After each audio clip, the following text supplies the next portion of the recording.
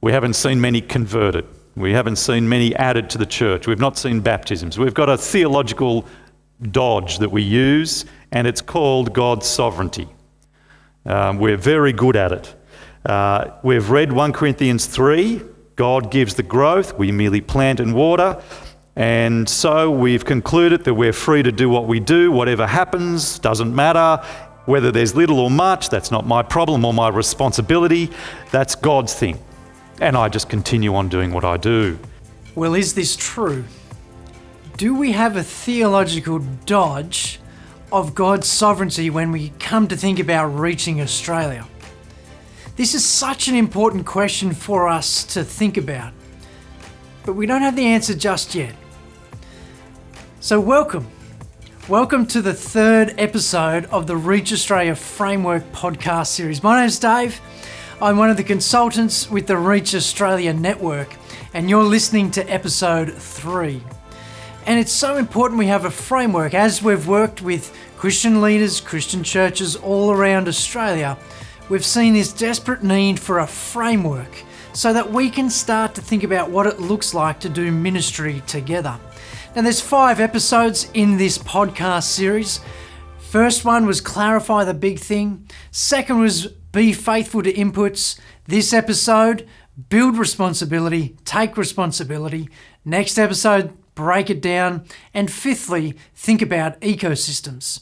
Now, there is an ebook that goes along with this series, which you can have a look at the Reach Australia website, reachaustralia.com.au.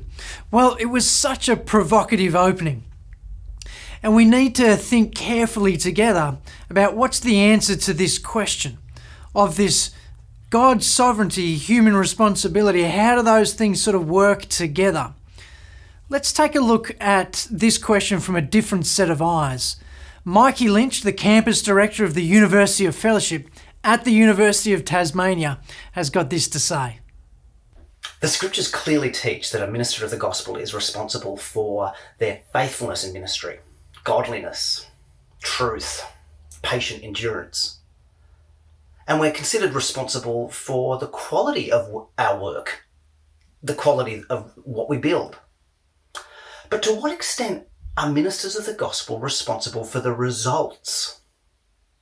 Is it right to consider ourselves accountable for the fruit of our gospel ministry? And if we believe that's true to some extent, in a qualified way under God, then exactly how is that qualified? To what extent are we responsible for the results of our gospel ministry? We introduced the concept of inputs and outputs in episode 2 of this series. Being faithful is the starting point, but in this episode we're going to go a bit further and think through this idea of outcomes and outputs and what the relationship is between inputs and outputs. So here's the question that we're wrestling with. Do we have a theological dodge? To what extent are we responsible for outcomes? What's the relationship between inputs and outputs? There's a lot of thinking for us to do here, and there's some questions for us to sort of wrestle with. Let's start getting some answers now with Andrew Hurd, the senior minister at EV Church on the Central Coast. Develop a proper appreciation that you, as the pastor, one of the pastoral team, a leader in the various areas of church life, develop an appreciation that you are responsible under God in some fashion for the outcome of that work. This, I think, is fundamental, and I think now we're moving into ruts. One of the ruts in Reformed evangelicalism is that we are input thinkers, not output thinkers. Now, many of you have heard me talk about this, but let me bang on it again briefly. Inputs, to be an input thinker is to be focused on being faithful to the tasks I'm doing. To be an output leader is to be focused on achieving a difference, actually making an outcome happen. Pastoral leadership, we're in a rut We've drifted into it so quickly and easily that we've not even noticed we're in it. We focus on being faithful to the inputs. Now, there's theological reasons we argue for why we ought to be like this, but I want to challenge those theological reasons. I don't think they're valid. I don't think they're as strong as we think they are. You know, the first two, be clear on outcomes, be faithful to those outcomes. Third one, break it down. Those ones help us think about outcomes. We're called on to make disciples, not just be faithful in preaching. We're called on to make disciples. That's our outcome. And that therefore means we need people who are deep in the Word. We need to achieve a depth in the Word. People who love God, who are together in the work corporately as a community, loving one another, serving one another, and serving the world around us. These are the things we need to achieve. And Paul in Colossians 1:28 talks about how to that end he labours to achieve maturity in Christ. Now, input thinking, being faithful, is good. But if we only think inputs and fight any sense of being responsible for outcomes that are being achieved, we will fail to achieve any outcomes.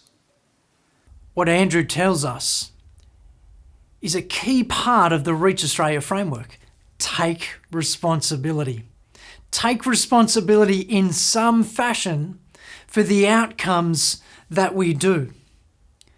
And the way in which we do this is to focus on the outcomes we want to see. Focus there rather than the inputs that we do. Because what we've been told to do, to clarify the big thing, remember that? It's to go and make disciples in ever increasing number. The big thing was not just to be faithful in preaching. We saw last time that wasn't enough. There was more going on than being faithful in preaching, which we must do. But the key here is to take responsibility towards the outcomes so that they can shape the inputs that we do. Let's hear again from Mikey Lynch, who tells us there's two things to avoid as we think about taking responsibility. Avoid a naive pattern of ministry thinking and planning that assumes that we're entirely in control of the outcomes of our ministry. This can lead to trusting in current human techniques and wisdom that's inadequate, or putting too much focus on those current human techniques rather than the emphasis of Scripture on preaching and prayer and love. It can lead to discouragement amongst those who are not seeing much fruit in their ministry, even though there are many worldly and supernatural things that are beyond their control. And it can lead to boasting and pride among those who are seeing great fruit in their ministry. We can fool ourselves that it is our skill and our wisdom that has entirely produced these outcomes. Let's hear now from Gary Miller, the principal of Queensland Theological College, on what happens when you overly stress the sovereignty of God. I think we feel like we've got an old iteration of that problem, which is, has always been an issue in the kind of the Reformed evangelical movement, that if you stress the sovereignty of God, the temptation is always there to say, actually God does it all, so I just keep doing what I'm doing, even though what I'm doing is clearly, the wrong thing in the wrong place at the wrong time. Avoid a naive pattern of ministry thinking and planning which downplays or denies that we really have any influence over the outcomes of our ministry. This can lead to justifying negligence and laziness, or not giving proper attention to practical matters of knowledge and skill that might help the work of ministry.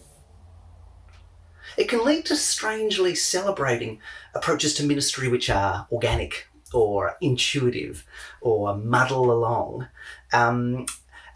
even if those things hamper the effectiveness of the ministry. And it can lead to judging or looking down on other approaches to ministry that might be more thoughtful and attentive to these practical matters, looking down on them even though they are doctrinally and ethically healthy and good and right in their overall approach to ministry. Phil Colgan, the Senior Minister of St George North Anglican, really helpfully summarises the tensions that we've been playing with. A different part of the tension needs to be spoken to you at a different point. Yeah. There are some, we don't want to speak about inputs and outputs, I think, Andrew, in such a way that we can't comfort the person who's gone and slaved away in Liberia for 20 years and saw very little fruit, but then by God's grace, 20 years later, a church grew out of it, like I heard the story of recently. And we want to recognise that sometimes you will preach cracking sermons, but God's sovereign hand says there are none of his elect there that day to be called into the kingdom. But you don't want to so preach that you say that another person says, yeah, so I'll just pedal out what I've always been pedaling out and work my 30 hours a week, but God's sovereign, and that excuses my laziness and my lack of effort. You've got to, where there's a tension in our theology, you've got to allow both sides of the tension to speak. I mean, in the end, we're talking about the tension between God's sovereignty and human responsibility here, just applied to a ministry setting, not a salvation setting. That's what we're talking about. And it seems to me that when you look at a passage like 1 Corinthians 3, that's saying if you've got a proud man who thinks his ministry is all about his great oratory and so forth, he needs to hear the God sovereignty side of that tension very loudly ringing in his ears. Or if you've got a young man who thinks, if I just get the pipeline going and do what Andrew's doing at EV Church, my church will grow, then he needs to hear the God sovereignty side of that. If you've got a man who's tired and given to laziness and a lack of care and uses God's sovereignty as an excuse, he needs to hear you'll be held to account for how you've used the materials God has given you in that 1 Corinthians 3 sense. Really helpful words from Phil as he sort of unpacks for us when each side of the debate speaks too loudly, as we start to think about this tension between divine sovereignty and human responsibility, not just in the context of salvation, but in the context of church ministry. Well, naturally, at this point, there are some objections that start to arise. Let's deal with them one by one. The first one is that by taking and building responsibility, it will lead towards an abusive form of leadership. Now, the desire to take responsibility or to have your church grow is a good one and a biblical one, but it cannot be at any expense. It is a tragedy when we see leaders who are so driven by that responsibility, by that outcome, that they are prepared to have any expense along the way. And sadly and tragically, this still happens in churches. Yes, that is true. It still happens where leaders manipulate and coerce and threaten their staff or volunteers towards, that's the outcome, of taking responsibility and you need to do this no matter what. That's not the sort of leadership, though, that honours who God is. And so when we talk about taking leadership and taking responsibility for outcomes, we are not endorsing in any way a form of leadership that is abusive. Here at Reach Australia, we want courageous leaders. We want leaders who will take the responsibility, who will build the responsibility amongst their team. But we want them to do it as servant-hearted people, as humble people, and take the stance of a lifelong learner. That is, you can still take and build responsibility throughout your church as a church leader and lead like Jesus would have you lead. So, the first objection, that taking responsibility will naturally lead towards abusive leadership, I don't think is true. Well, the second objection is that when we talk about taking responsibility for outcomes as a leader, is that you can start to really feel crushed by the weight of responsibility. And so you say, oh, I don't think I can do this. It's too much. And that's not, again, the outcome that we want when we talk about taking on responsibility.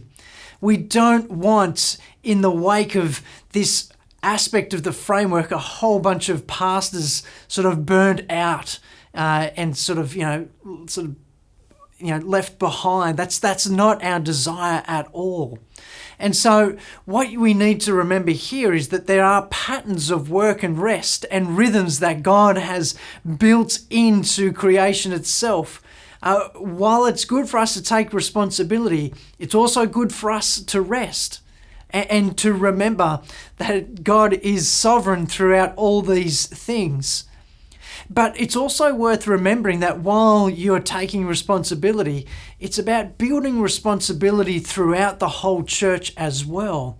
And it's where our theology of the body, the church, that building block of the church that comes into play, because you've got a whole bunch of people who are keen to see God do great things amongst your church, who would love to share that responsibility with you. So you don't have to take it all upon yourself. And we also need to remember here the important truth of our identity, where our identity is not caught up in the outcomes. While we want to take responsibility for them on, that's not who we are. And this is a good protective mechanism so that success doesn't go to our head and failure go to our heart when we think about taking responsibilities on, so that we're not sort of jumping up and down going, I win, how good am I? Or when it doesn't work, we're in the absolute pits of despair. We need to remember who our identity is before our great God as one of his children. That's the most precious thing. So while, yes, we want people to take responsibility, we don't want it to go to the point where it crushes them and they burn out and are no longer in ministry. Well, our third objection is a theological one. And the objection goes like this. When you talk about leaders taking on responsibility for outcomes, aren't we moving in the realms of what God does? He's responsible for outcomes. We just need to be faithful with inputs. I mean, we saw last episode about how important it is for us to be faithful to inputs. But what about this responsibility for outcomes? And what we're wrestling with here is really that interplay, that tension that sits between divine sovereignty and human responsibility. It's God as king and God as judge. These are the two terms that J.I. Packer uses in his book, Evangelism and the Sovereignty of God, as he wrestles with these two concepts when it comes to our own personal salvation and how that works and how we think about evangelism. God as king and God as judge. And what we've started to see through this episode is that if you emphasize one over the other, you're going to end up with some mistakes. Or if you end up with human responsibility over and above God as king or in divine sovereignty, again, you have mistakes. Now, we don't have the time now to do a really deep dive and unpack these. But what we can say is that from a scriptural point of view, it is okay to say that we can take responsibility for outcomes and not damage divine sovereignty and God as king. It's okay for us to say that. One of the clearest places I think we see this is in Matthew 25 and the parable of the talents. And the analogy and the story that Jesus uses there is that he gives responsibility, talents, to his particular servants, but he expects them to do something with them. And it's the one that does nothing and just says, look, I buried it and did nothing with it, that Jesus says, you haven't done what you're supposed to do. There's responsibility, there's accountability with what God has sovereignly given us. So 3 objections that we've tackled here as we've sought to go, we're taking responsibility. And does it lead to abusive leadership? No, it doesn't. Does it lead to crushing weight of responsibility that you can't get past? Well, no, it doesn't. Is it theologically unhelpful, or does it not match up with scriptures to say that as leaders we need to take responsibility on for outcomes? And again, what we've seen is that it doesn't. We are going to take a break now, and after the break we're going to talk a little bit more about faithfulness and fruitfulness. We're going to talk about outcomes and the leader and how this impacts more than just the senior minister in church. See you in just a few moments. I want to announce the 2022 Reach Australia National Conference.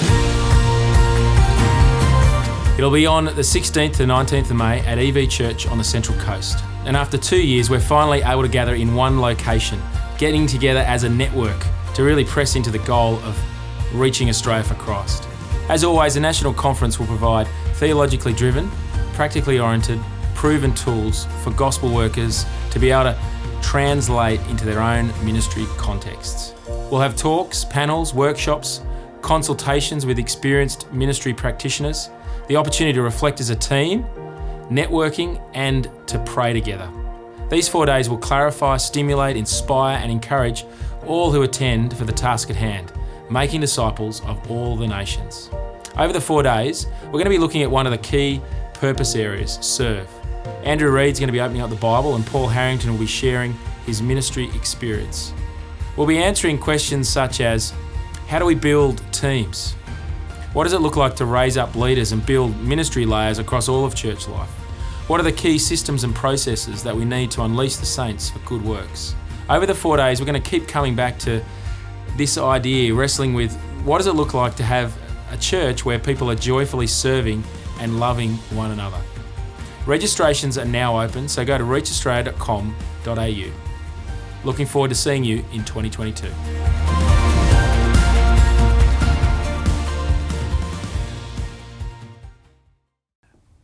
Welcome back to the third episode of the Reach Australia Framework podcast series. We have been talking about taking and building responsibility. Right now, let's head to Andrew Hurd, the Senior Minister at EV Church on the Central Coast, and he's going to keep unpacking some of the things that we've been discussing. You know, the early missionaries in Australia, and if you've not read the John Harris book, you ought to all go and get the John Harris book. The early missionaries in Australia, they One Blood, they had very mixed results in their evangelistic efforts, and many of them laboured very hard. They were faithful, godly, committed, sacrificial. They poured out their lives to bring the gospel to the Indigenous people. Many of them saw no fruit. Some of them eventually asked the question, why? And the answer wasn't as simple as First Nations Australians don't respond to the gospel. Many of them actually began to see that they'd mixed in with gospel preaching British culture. And they'd called on people to be Christian by becoming farmers who dressed a certain way. And they realised actually that polluted their gospel ministry.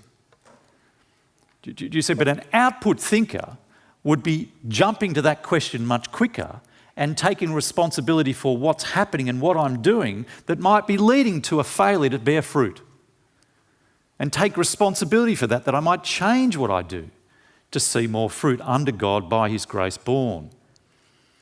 Do you know, if we lead our churches in a language that is incomprehensible, Latin, if we do Latin in our churches, faithfully preaching the word, but in a way that's incomprehensible, we are contributing to the failure of our people to grow. It's us, do you see? We are at some level responsible. And when you feel that responsibility for the outcome, it empowers the ability to make changes. Actually, it should put a fire under you to really wrestle at why we are not seeing the outcomes we ought to see. Take responsibility for your work, for the outcomes in appropriate measure, and build a sense within your church among the people you work with where there is this expectation that just turning up is not good enough. That there are things that are too important, too precious. You don't miss work because it's so desperately important. Why would you think to miss the task you've got amongst God's people to bring His word to bear? A culture where people begin to take responsibility for their different areas of ministry life in church empowers a church to actually achieve outcomes. A church built on rosters will not reach Australia because it encourages input thinking. So here is the principle that we're putting forward in this episode. Take responsibility, build responsibility. I mean, we could fill that out just a little bit more to say, take responsibility for outcomes. But isn't that anyway unloving? Let's head now to Greg Lee, who's going to help us unpack a little more about why outcomes-based leadership and taking responsibility is actually a really loving thing to do. As shepherds, we want to love our sheep, which means we need to know what's going on. So why does a parent measure the growth of their child, of their baby? It's because they want to know what's going on. Why do schools test kids at the end of the year? It's because we want to know that the teaching has actually had some impact. We measure what's happening at church because we love the sheep enough to want to know what's going on out there rather than just hoping for the best and guessing. Well, over the last couple of episodes, I've started to share a little bit about my church planting experience. And so if you remember, I planted a church, clarified the big thing. I wanted, all things to unite under Jesus and everyone at that university campus to have an opportunity to hear about Jesus. And the idea was I'd be faithful. The doors were open. Someone was there to preach each and every week. And I felt a sense of responsibility for that church. But I never shared that responsibility. I never built it into anyone else. And so there was good people around. And so I think it's fair to say that I contributed to the lack of fruit in maturity and mission. Now, and I don't say that with a sense of despair. I know who I am in Christ. And really, it's only really been in the last 5 years or so that I've really started to see the benefit and the power of taking responsibility and building responsibility. Now, God had to knock some arrogance out of me along the way. He had to help me start to see what it meant to be a lifelong learner, to humble me in certain aspects, to open my eyes up to sort of what was actually going on, and to give me the opportunities about what it meant to actually lead something. And so I started to take responsibility. But it's not just about taking responsibility, isn't it? Most of this episode has been about taking responsibility, owning responsibility towards outcomes, but it's also about building responsibility because we want to build it across that whole ecosystem of church. And so that's where we want to go to now. Let's start to think together about what it means to build responsibility. Well, as we talk about building responsibility, there's 3 areas that we need to touch on. The first is we want to build responsibility not just in the senior leader. We want to build responsibility across our staff team as well. It's just so much more powerful when you charge someone to not just run small groups, but think about how we as a church can go deep in the Word together. Now, small groups might be a part of it, but to have that responsibility, let's go deep in the Word, and I want you as this staff member to take responsibility of it. The same with mission. The responsibility of, let's actually see this number of people converted rather than I just want you to run a couple of evangelistic courses. There's just a power to it in terms of how you build that responsibility into your staff team. Now, those 5 categories that we've spoken about, they may not necessarily be how you staff, but the key principle here is to build the responsibility for significant areas of ministry into your staff team. The second thing is we don't want to just build responsibility into our staff team and the senior leader. We want to build responsibility into our high capacity volunteers. And so when you charge them, are you giving them a task? This is what I want you to do. Or are you giving them a responsibility? Here's the responsibility. Here's the things that I would like for you to be responsible for. There's quite a difference between them. One, again, is just an input that you're giving them to run. The other one is giving them some responsibility to work through. The third area where we want to build responsibility is in team leaders and team members.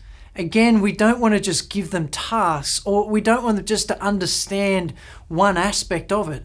And so the person that gets up to play guitar, it's not just about making sure they hit the right chords. It's about them understanding about, bringing the whole church to be Godwardly attentive. Or kids ministry. Their job is not just to run games. The purpose that sits behind is we want to make mature disciples across all ages, and that includes our youngest members. You start to see, as we build responsibility, how it transforms every sort of area of service across our churches, so that we start to think outputs, goals, responsibilities. It's such a helpful way to think. Well, as we've started to talk about building responsibility, let's meet someone now who has gone through their own journey around the ideas of taking and building responsibility. So James, Chen, welcome. Hello. It's great to have you here. Now, James, you're the youth minister at St Paul's of Cambridge. Now, you and I have worked together. That's right. We have some history. We do, mate. We do. And it's a joy to have you here. Now, I want to take you back. You've just started a ministry apprenticeship with us at St Paul's. You've been given oversight of a congregation. What did you do? What was going through your head? And fill us in a little bit of that. Yeah, thanks, Dave. So, start of 2019, started a ministry apprenticeship with St Paul's, and my real goals were to be faithful and love and serve people and not mess up. Those are really what I wanted to do, to be faithful and to not mess up. And so there was a bit of ministry experience that I had before my ministry apprenticeship, but now entering into this role, doing more things at church, I had the opportunity to do more of what I had done before, personally, historically. And so my thought was, look, just do the same things, grow in how you do them, you have more time to do them, you have more space to do them. So that's what I wanted to do. Yeah, great. Now, fast forward just a little in that story. So 2019, the first Reach Australia National Conference, our whole team went to the conference. That's right. And you sort of, I guess, got introduced to some of this framework thinking. What changed for you? Yeah, on one level, nothing changed. Theologically, I still was reading the Bible and seeing how God is sovereign, He works.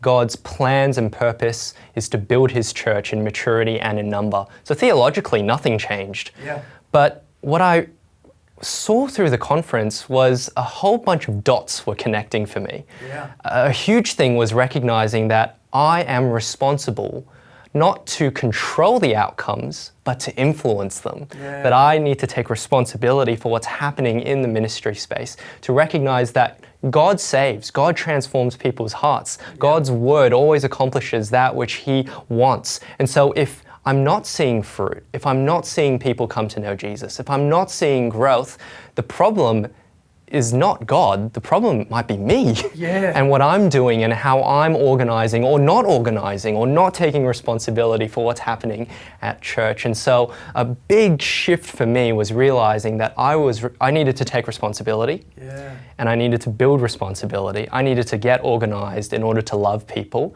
I needed to be clear about what I was aiming to do and put a plan together to see it come to fruition. Yeah, nice. Now, were there any helpful illustrations or things that helped make it click for you?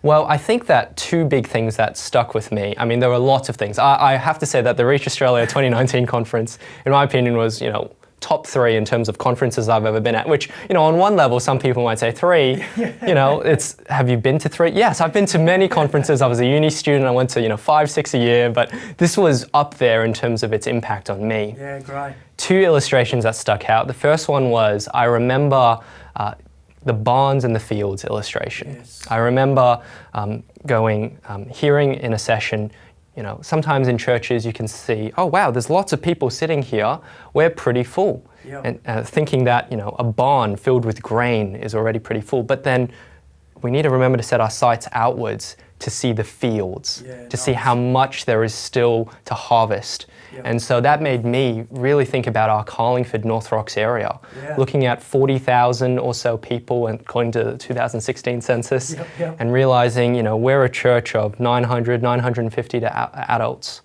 There are 40,000 in our area. Yeah. And so are we big? Well, on one level, yes. On another level, no, not at all. Yeah. We have so many more people to reach, and we need to reach them. Yeah. Another one was, I forgot who was speaking, but they were drilling into the 1 Corinthians 3, Paul planted, Apollos watered, God gave the growth. And so is it that you have no task, no role? No, you do. Plant and water. But remember, God brings the growth, God gets the glory. Yeah, nice. Really helpful to hear your reflections on that conference, and lots of good times and networking with other people there as well. So what happened? You sort of give us a bit of a sneak peek that you're starting to think about this congregation like that. What happened over the next 10 to 12 months? Yeah, thanks, Dave. It's really interesting. So we went to the conference and then I had 2 weeks of leave, which was great because all those thoughts were just percolating in my head. I got to reflect a lot on it. I got to talk to my wife, Viv, about it while we were on leave. And what I realized was that I really was just input thinking. I was thinking, as long as I have, sought to prayerfully love people, as long as I have maybe led a good growth group study, as long as I've made sure no one was too unhappy, things are fine, things are good. But over that leave, what I realized is those are good, but there's more that I can do. Yeah. And so thinking about how many people were becoming Christians, thinking about how many people were growing, thinking about how many newcomers we were having, it made me realize that some things needed to change. Yeah.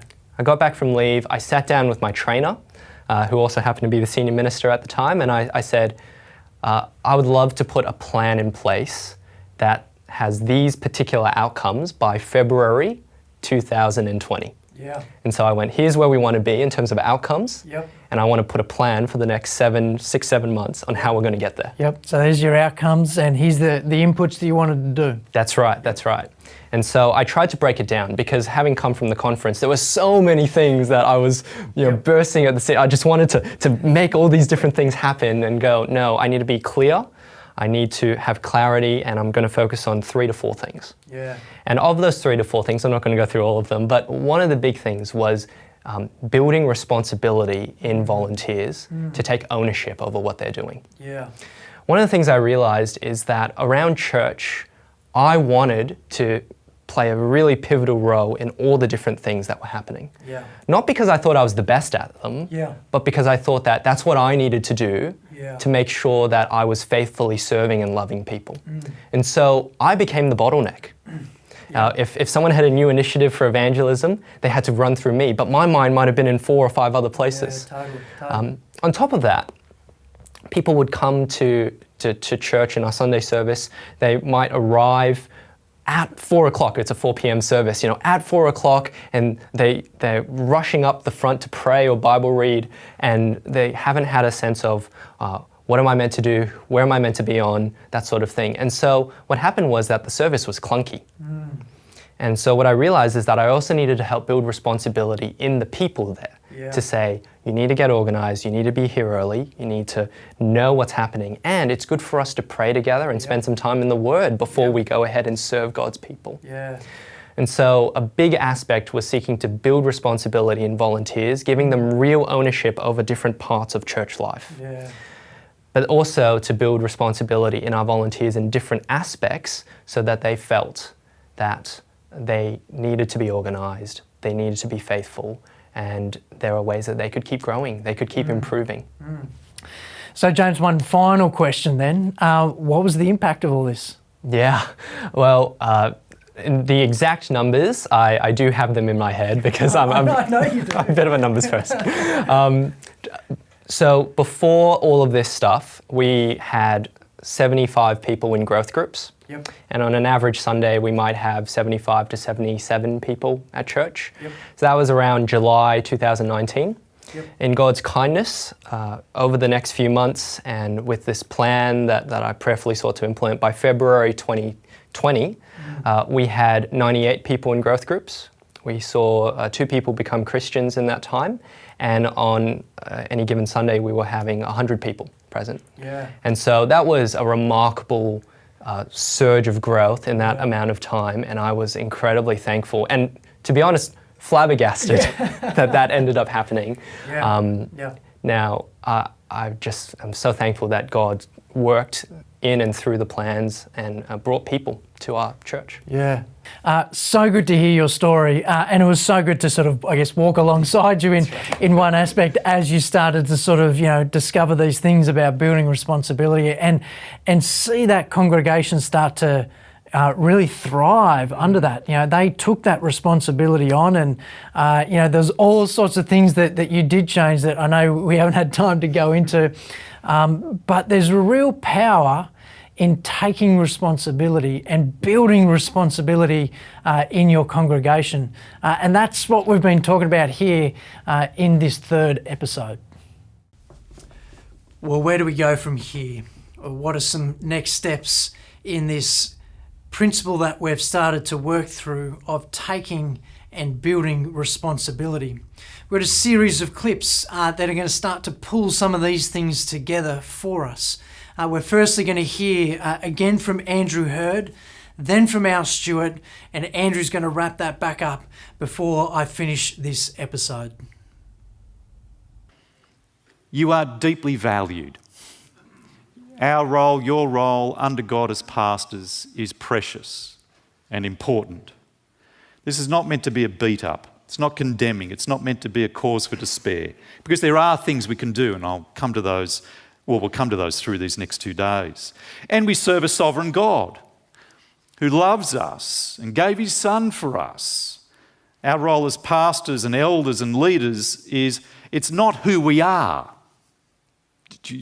Who we are is children of God, loved by God.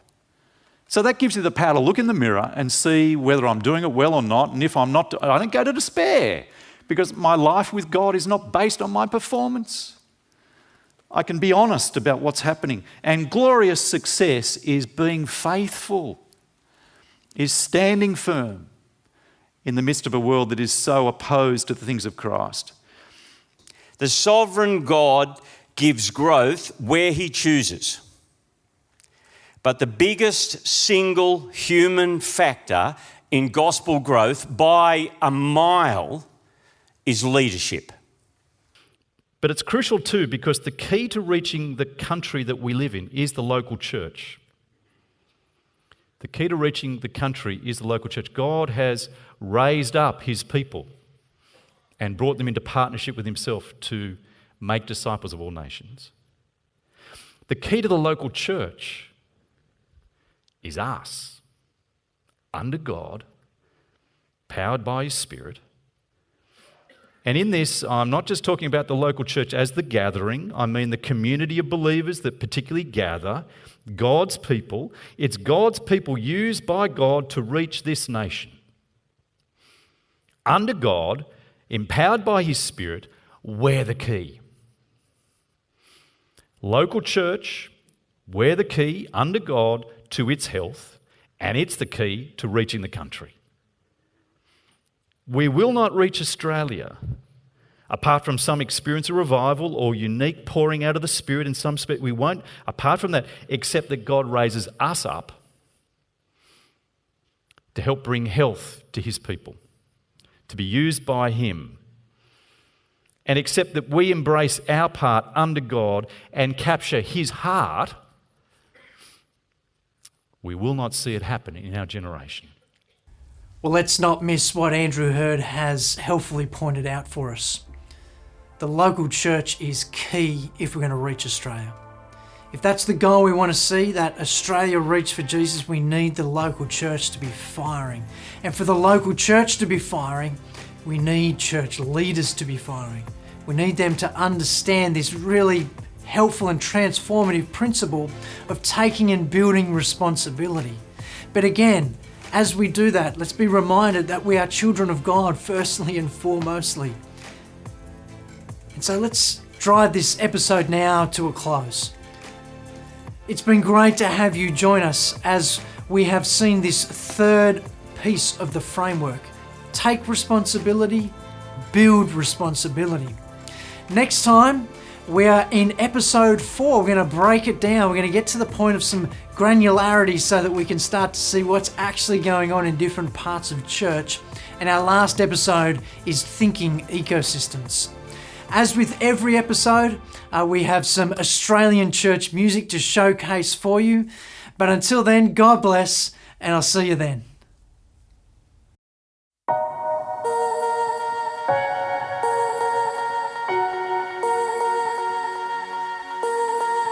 There is none like our Savior, no one like our God. Always was, will ever be, beginning and the end. God, the author of creation, breathed in us life from dust. We were made to bring you glory, Lord, you are so glorious.